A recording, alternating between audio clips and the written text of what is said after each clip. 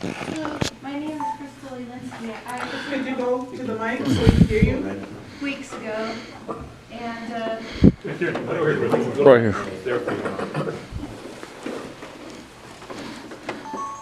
so do the officers have weapons on them now? Yes. Is there anyone here with a weapon on them? I just want to know. Yeah, lots. So it's awkward because it seems like even at public meetings that don't necessarily have much to do with the police, you never know where the police are and if they're going to have weapons. And if there's going to be situations where, like, I came here 2 weeks ago to say that I would like to come to public meetings, and I was sad that the police decided that it would be okay to watch it on public access TV. And you said, that's fine, you're working on it. I wanted to thank you. The last time I was here, I just want to thank you for your work. This is so traumatizing. I can't even think straight. I can't believe this continues to happen. I mean, I already showed this to Mike today, and he looked at me and said, so what? The front page of the Portland Observer, arrested at school. We're no better than any other city. And a friend of mine, Freedom Child, her name is, I know we're not supposed to mention names, I guess, of officers, but I'm going to say her case, and when Mayor Tom Potter said sorry to her in City Hall, I wish Charlie Hills would do that. Thank you.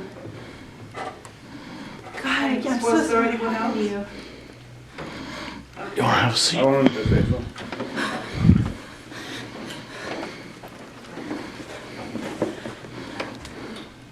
People die from the tasers. You don't know what kind of a medical condition they have.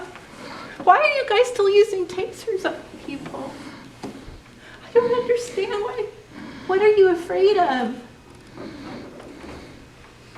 Okay, Mr. Davis?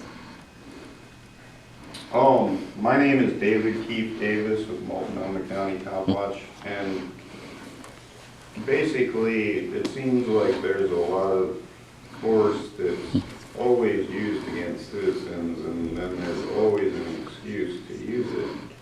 And I don't buy this story about him being tasered multiple times and it all being an accident. And this type of stuff happens all the time. You have police running around assaulting journalists. There's so much corruption in this town, it's amazing. I mean, Mr. we have Davis, white right now it's supremacist, time to comment on the snitches case. and being hired by Sarah Westbrook over here that lit people on fire, and then they set up homeless people. And she's Mr. Davis. one of the heads of Join, which is a local poverty pimp organization. So we have overlapping agencies of total corruption where you have Mr. Sarah Davis, Westbrook here. I'm gonna ask you Then we to have Nazi cops and limit your comments to the case at hand, or we'll consider you done. like, there needs to be a lot more cleaning up on the police force than what's going on here. And it's pretty pathetic that you had to compel these officers to be here today because they were so scared of a little water supposedly. Well, you know, you use Okay, your chemical- time's up, Mr. use Davis. We chemical need to weapons move and on tasers on and finish everyone, this and- case. And we're not supposed to feel scared of Mr. you. Davis, this is your first warning. Thank you. Okay, at this point, we're here rebuttals. We'll start with the appellant.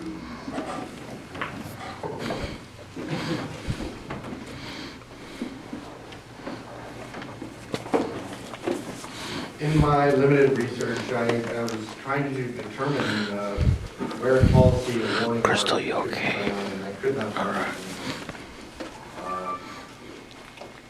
I would be very interested to know if there's such a thing as a warning mark. The witnesses which you asked to be interviewed,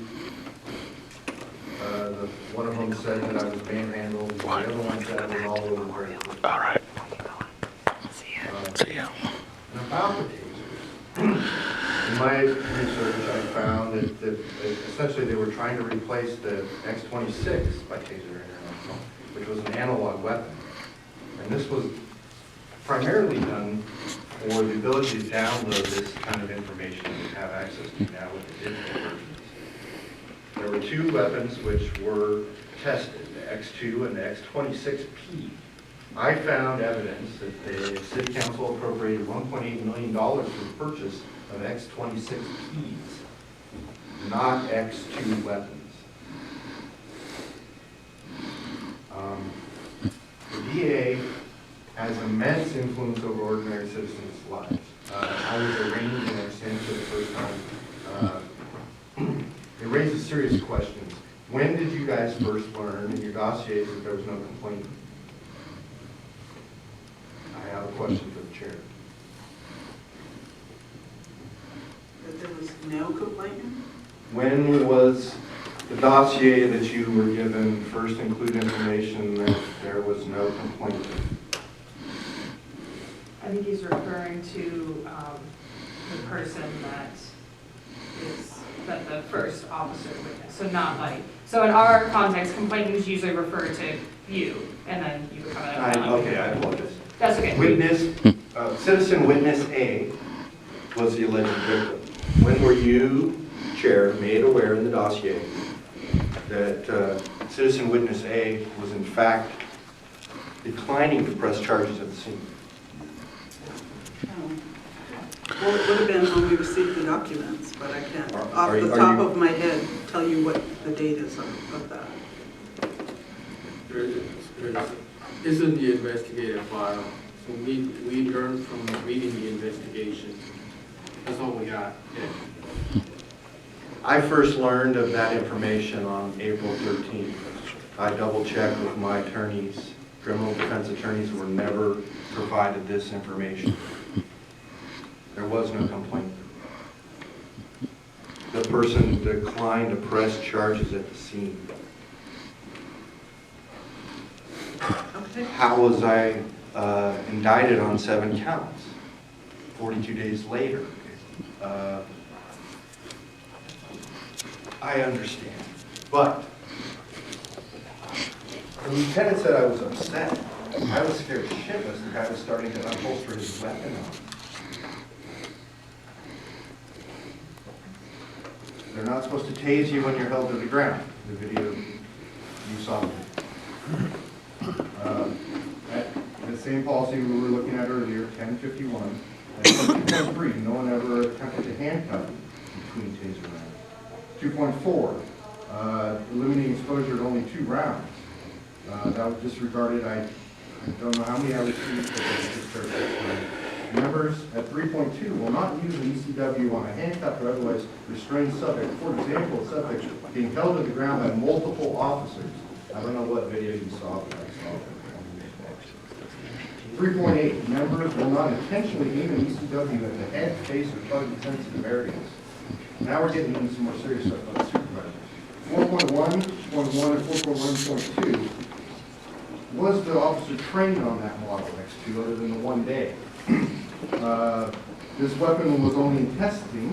At 5.3, I never was transported to the hospital as the policy demands. 6.2, no pictures were taken of the marks as the policy states. 7.2.1, the supervisor, if there's any unintentional, negligent, or inadvertent discharges, is supposed to take supervisory responsibility and report the incident to training. Neither of the sergeants did that. The one person who did do that was, if you look at Witness Officer C's handwritten report, at the very bottom says 1X RSK MNMT, risk management, 1 copy to them, 1 copy to TRNG, 1 copy to training, 1 copy to the city attorney's office, and 1 copy to someone else. You can look on the document yourself. It's Witness Officer C's handwritten statement in the arrest documents from that day. Witness Officer C, recognized and took care of the situation in lieu of the supervisors who did not follow the law. Thank you again to Witness Officer C.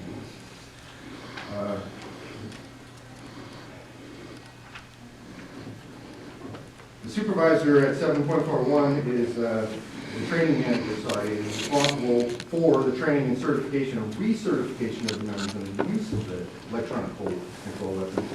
And the history of that document is that it was established originally in 2003. It was revised by Vogel and Reese, and then it was effective December of 2013, scheduled for review on December of 2014.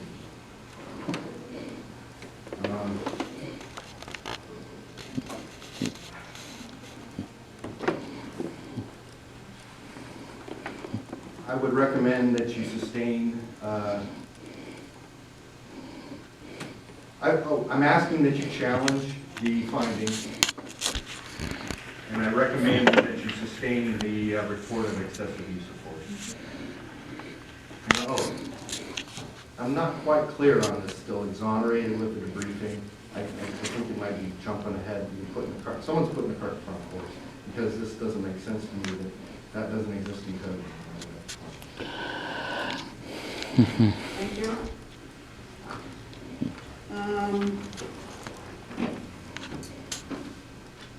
Does the Bureau or IA have any rebuttal?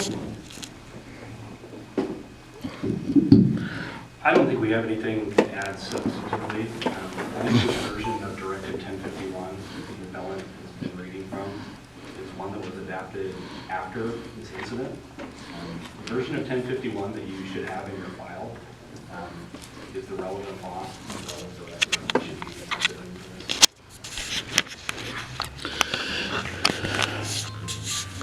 this. Chair, may I offer my version of this document I have dated? It's an executive order from Chief Priest with his signature on it. And, you know, again, we can play hide the ball all we want, but I've got a copy of this thing.